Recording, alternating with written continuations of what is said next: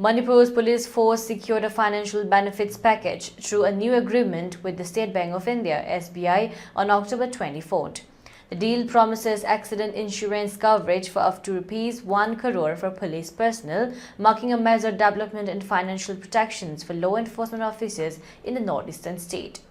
IGP Administration Konsam Jayender and SBI Regional Manager Kumukcham Okendra Singh signed a memorandum of understanding at the Director General of Police Office with DGP Rajib Singh witnessing the ceremony. The salary package introduced substantial insurance benefits, including an additional coverage of ₹10 lakhs alongside specialized financial services for police families. This marks the first such comprehensive financial agreement for Manipur's police force. Senior officials from both organizations attended the signing, underlining the strategic importance of partnership between the state's primary law enforcement agency and India's largest public sector bank.